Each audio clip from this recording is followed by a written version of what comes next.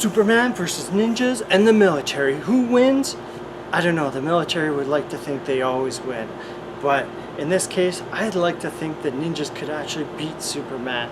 If they had 1,000,000 ninjas, maybe 1,000,000,000 ninjas versus one Superman, they would find a way. They would find kryptonite. They would find like something like apathy. Fight Superman with apathy and he'll get bored. Yeah.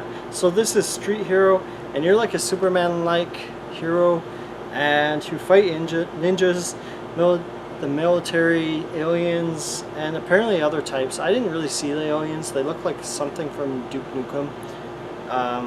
In the pictures I saw, you can dodge moves and counter with swinging punches. You save hostages in the middle of streets. It really feels like what Superman meets like almost Matrix like game. You can zoom around at like breakneck breaking speeds, lift cars and throw them at enemies, so it's pretty cool. It does feel like you're sort of like a Superman like character. It really feels like a low budget Superman game. Just you'll see it once you see pictures, you'll understand. It's like PS1 graphics with like, you know, better, I guess slightly better refinement budget. And yeah, it just feels like a lot of the canceled Superman games over the years that I've seen, or prototypes that people have made that would show and prove a Superman game would work. City game would work. It feels like Superman 64 in some ways. If you ever played that, I know that game's really old now. Even at the very beginning, they have you fly through rings, and I think that's the only time you do, because I didn't see it happen again. But there's just no cutscenes as far as I can tell, just 100% action.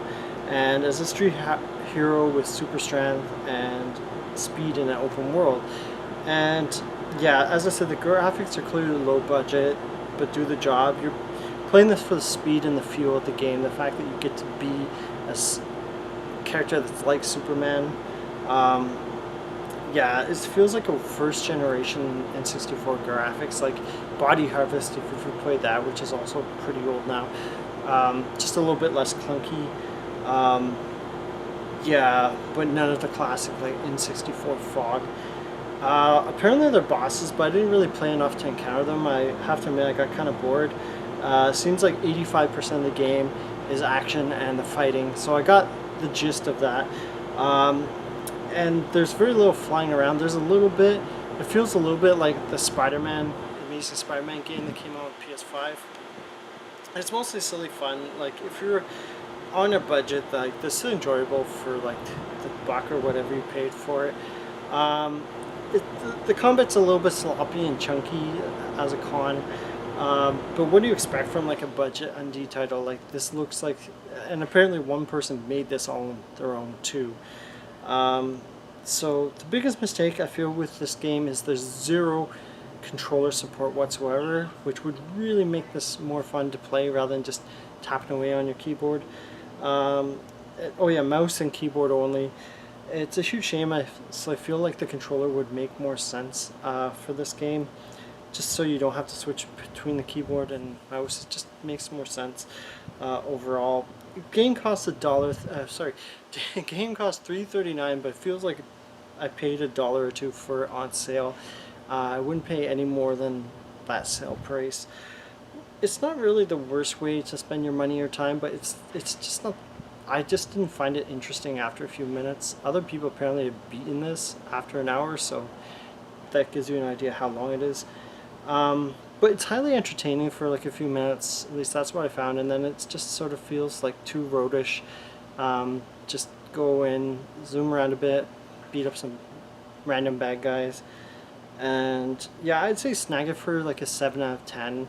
It's not the best game, but like you could do a lot worse for the price and for the entertainment value. But like you'll probably move on to something else within the hour before you beat it, or within a few minutes, because just a lot of repetitive fighting mechanics, like, and yeah, you can just finish it too quickly, and it's pretty basic overall. But it's a good demo or prototype, but yeah, without like a story or some more mechanics in there, it's pretty repetitive. So keep on hearing, and yeah, keep on gaming. Bye.